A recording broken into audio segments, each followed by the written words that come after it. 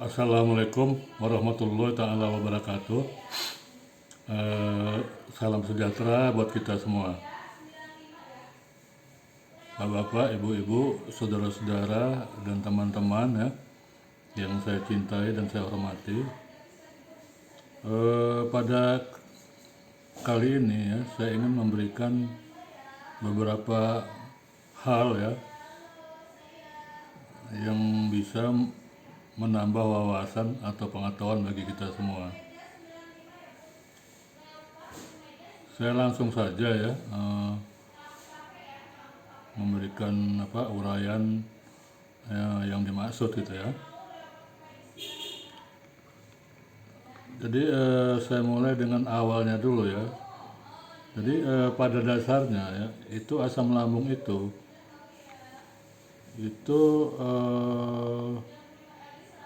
bagi yang sakit memar asam lambung itu akan muncul beberapa ya sensasi pada tubuhnya gitu ya. Dan sensasi itu muncul karena sebagian besar ya nutrisi itu tidak bisa dihasilkan gitu ya oleh lambung. Jadi tadinya semula kalau dia normal perutnya ya, makanan itu akan diolah menjadi nutrisi gitu ya, nutrisi. Tapi oleh karena lambungnya sedang terluka atau sedang iritasi, maka nutrisi itu tidak bisa diolah gitu ya. Sehingga akhirnya menimbulkan kekurangan nutrisi ya untuk tubuhnya gitu. Sehingga terjadilah bermacam-macam sensasi gitu ya. Jadi setiap bagian tubuh ya yang biasa menerima ransum ya atau nutrisi, nah itu karena tidak bisa menerima nutrisi, jadi akhirnya dia berontak gitu ya. Dia berontak akhirnya dengan cara mengeluarkan sensasi gitu ya. Itu pengalaman selama ini ya. Jadi pengalaman saya selama ini begitu gitu ya. Jadi kalau saya menderita sensasi itu ya karena mungkin nutrisinya nggak kebagian gitu ya, bagian itu gitu. Jadi jelas ya penyebab sensasi itu adalah kekurangan nutrisi ya. Jadi karena dia kekurangan nutrisi yang bisa dibagikan kepada seluruh bagian tubuh, maka kekurangan ini diantisipasi dengan mengeluarkan sensasi gitu ya di bagian-bagian tubuh yang kekurangan nutrisi tadi gitu ya. Jadi setelah kita tahu ya bahwa penyebab sensasi itu sebetulnya adalah kekurangan nutrisi ya, maka kita harus menyimpulkan ya bahwa obat yang bisa menyembuhkan itu adalah obat yang mengandung nutrisi gitu ya. Artinya karena lambung tidak bisa dari dalam menghasilkan nutrisi, maka harus dibantu obat yang dari luar gitu ya, yang bisa mensuplai nutrisi dari luar gitu ya. Jadi yang dimaksud dengan nutrisi di sini adalah ya, pertama protein, kedua vitamin, ketiga mineral ya, termasuk di sini zinc dan zat besi gitu ya. Jadi vitamin, kemudian protein dan mineral tadi itu ya harus ada gitu ya di dalam obat yang akan dipakai untuk menyembuhkan asam lambung gitu ya.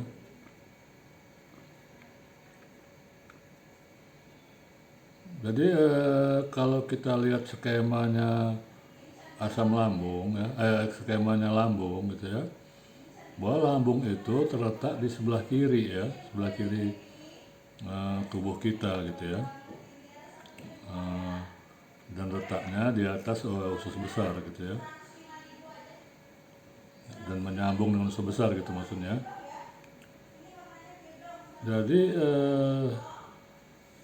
karena lambung ini dalam kondisi sakit ya atau dalam keadaan luka, maka tidak boleh sembarangan gitu main-main urut gitu ya. Main urut sembarangan nggak boleh gitu ya. Kenapa? Karena eh, ya bisa dibayangkan ya kalau ada luka di perut, kemudian perutnya diucek-ucek gitu ya, diurut-urut, ya lukanya tambah jadi gitu ya, bisa tambah parah lukanya gitu, begitu. Jadi untuk mengurut bagian ini perut ya, itu harus memakai sarana yang berupa ini ya apa namanya pijat getar ya, getar yang dari yang ada apanya, ada volumenya ya, volume dan ada macam-macam jenis ininya ya. Biasanya dari baterai gitu ya, baterai. Jadi harus DC gitu ya. Nah, harus pakai pijat itu gitu ya. Nggak boleh dipijat pakai tangan gitu ya. Kecuali seluruh badan ya, seluruh badan selain daripada perut silakan gitu ya. Dipijat tangan bagus gitu ya, karena bisa melancarkan peredaran darahnya ya. Jadi akhirnya bisa sama dengan olahraga gitu ya.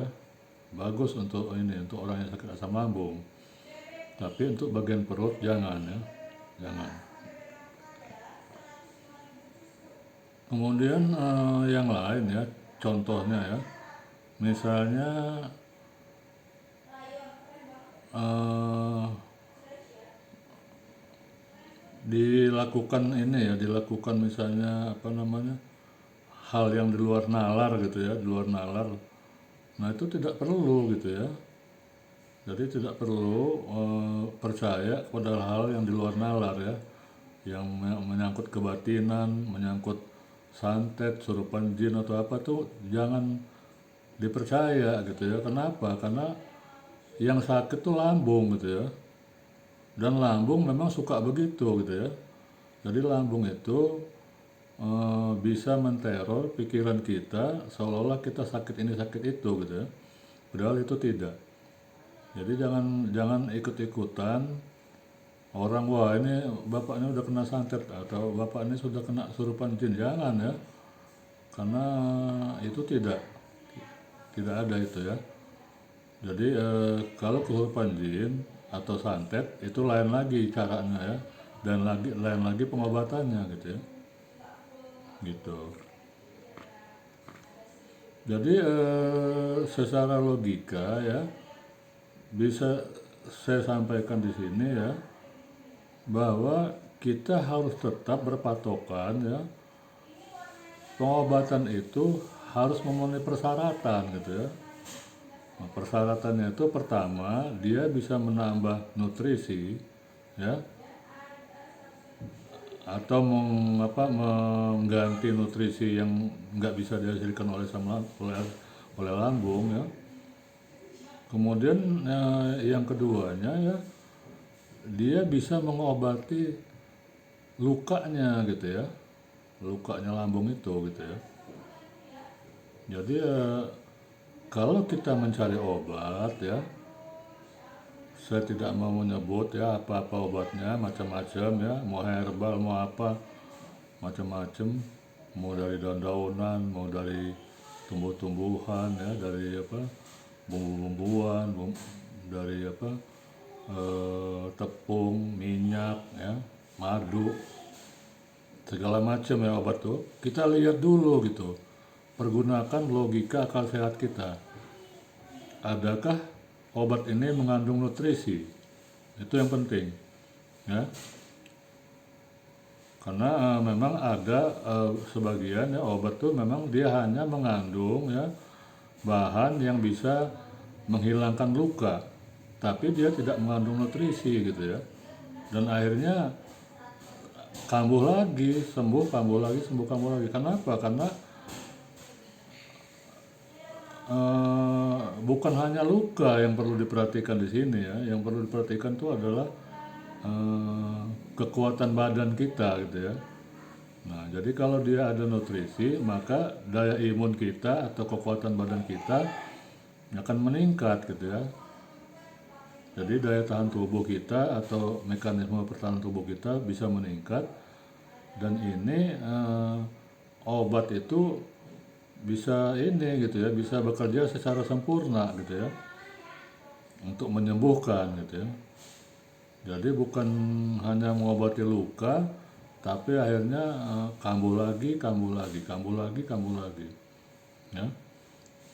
Jadi sekali lagi ya, dalam melakukan pengobatan, apapun bentuk pengobatannya ya, saya tidak bisa sebut ya satu persatu, itu harus pergunakan logika akal sehat. Ya, harus gunakan logika akal sehat. Kalau obat itu kira-kira nggak nyambung, ya nggak usah dibeli ya, nggak usah diminum gitu ya, karena percuma gitu ya. Akhirnya lambung kita jadi kelinci percobaan gitu ya, makan ini makan itu, minum ini minum itu, tapi nggak sembuh-sembuh gitu ya. Saya rasa demikian yang ingin saya sampaikan pada kesempatan ini. Mudah-mudahan ini bisa memberikan suatu wawasan dan pengetahuan bagi kita semua. Salam sehat dan tetap semangat. Wassalamualaikum warahmatullahi taala wabarakatuh.